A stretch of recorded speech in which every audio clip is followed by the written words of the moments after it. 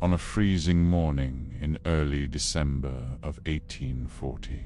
A 7-year-old boy named Daniel Frost lay motionless on a wooden table inside a Philadelphia hospital. 3 doctors had just examined him, checked for every sign of life they knew how to measure, and agreed on a verdict no parent can bear to hear. Daniel was dead. Words slipped out, whispers that seemed to reach for meaning. In that instant, everything the people in that room believed they understood about death was shaken. The story begins a few days earlier, on November 30th. Daniel had been playing near the frozen Delaware River with his older brother, Thomas. The Frost family lived a modest life in Philadelphia's South District. Daniel's father worked as a shipwright, and his mother, Margaret, later described the morning as perfectly ordinary. Daniel was full of energy, running around like any other child. Then, by noon, everything had changed. Thomas came racing home, frantic, shouting for help. Daniel had fallen through a weak patch of ice and plunged into the freezing water. Neighbors rushed to the river. When they pulled him out, his body was limp and blue. Witnesses estimated he had been submerged for nearly 4 minutes. They carried him home, and Margaret did what any desperate parent would do. She tried to warm him by the fire, willing him back from the cold silence that had swallowed him. Daniel coughed up water and began to breathe again. But something about him had changed. His eyes seemed distant. When he tried to speak, his words didn't make sense. Over the next 2 days, his condition only worsened. A severe fever took hold, followed by violent convulsions.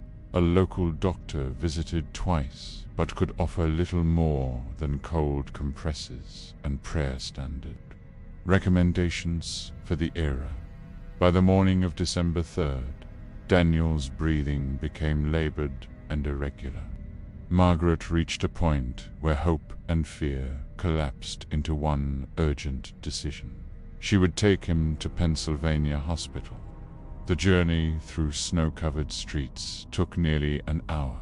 She held Daniel wrapped in blankets, feeling his body grow colder with each passing minute.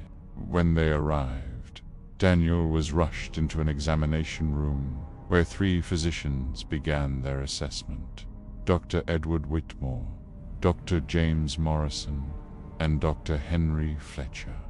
Time felt thin in that room. Daniel's pulse was barely detectable.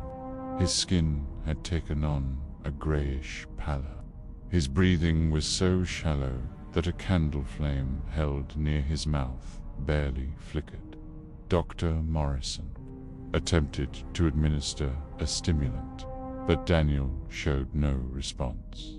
His half-open eyes rolled back, and at exactly 9:47 in the morning, according to the hospital's daily log, Daniel Frost's heart stopped.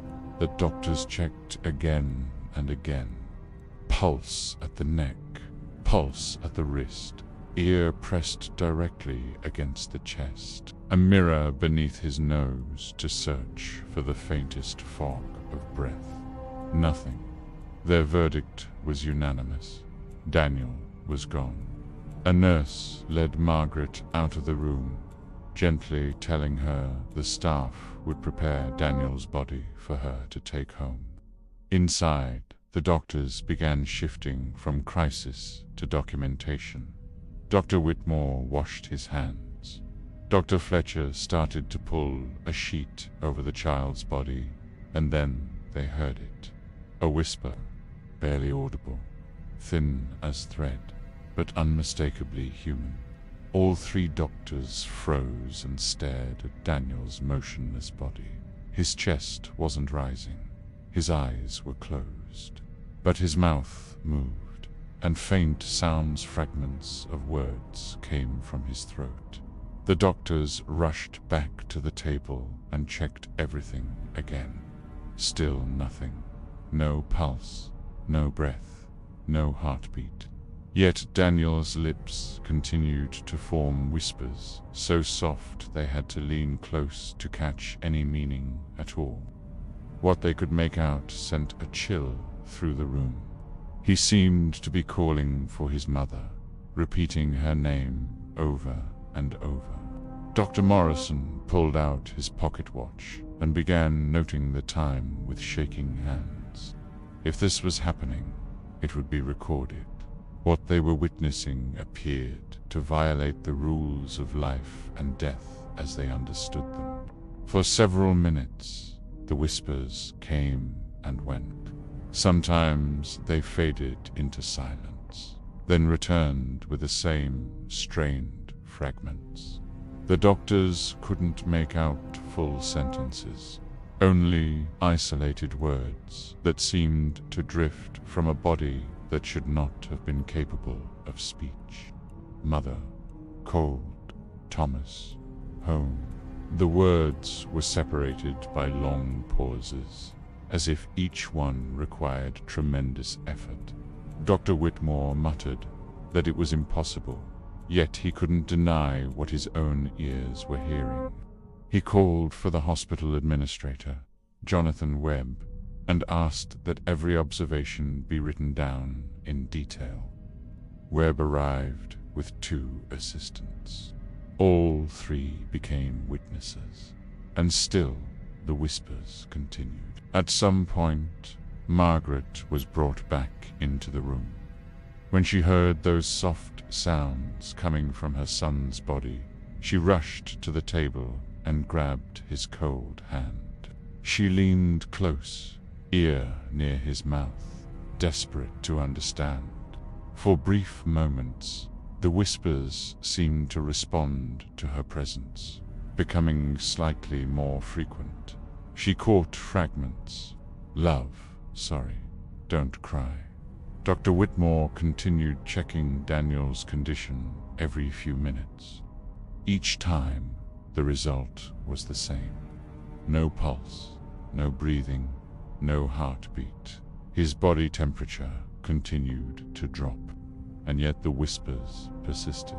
The most disturbing part wasn't just that the words existed. It was that speech should not be possible without the machinery of life.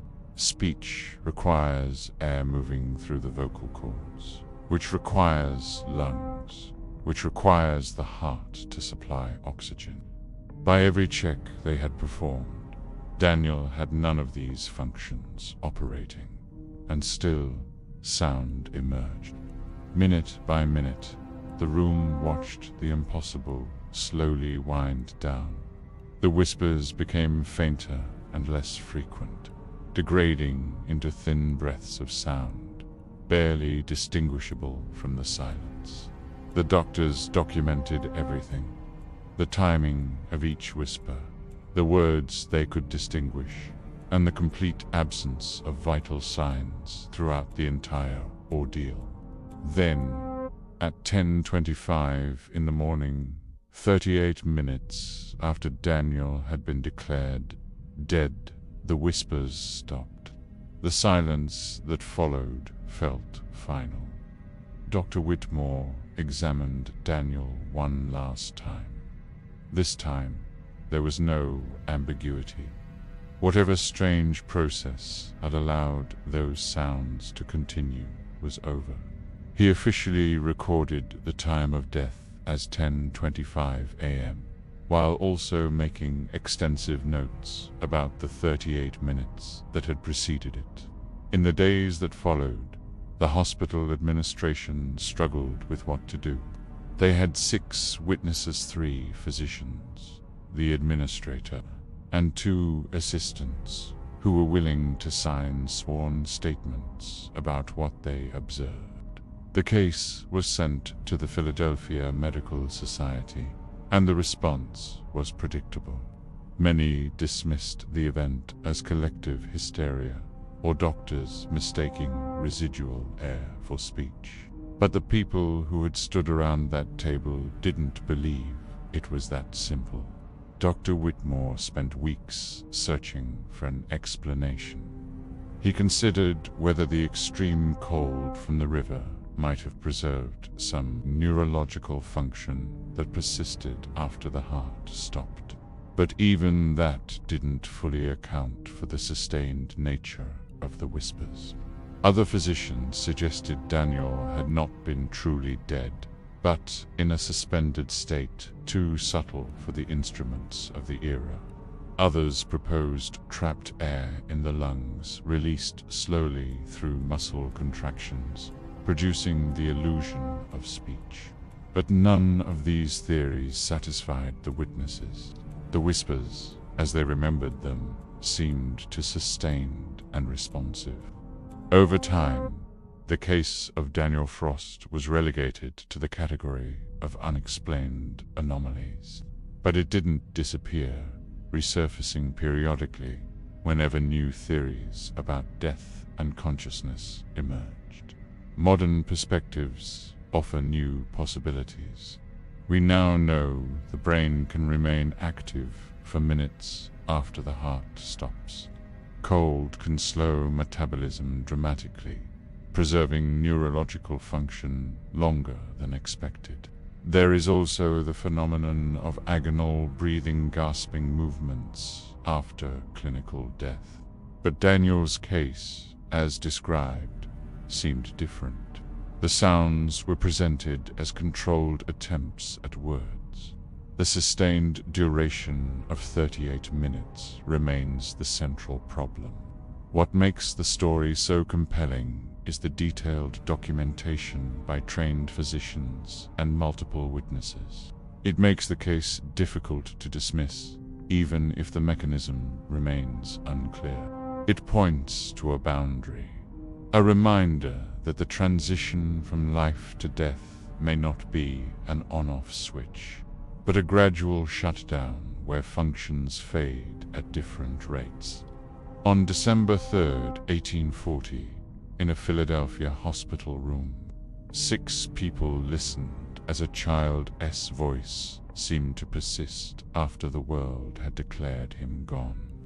The whispers stopped, the room fell silent, and the case of Daniel Frost was left behind as a record of something medicine could describe in detail, without being able to explain it.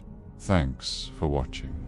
And if you enjoy exploring these kinds of historical mysteries, be sure to subscribe.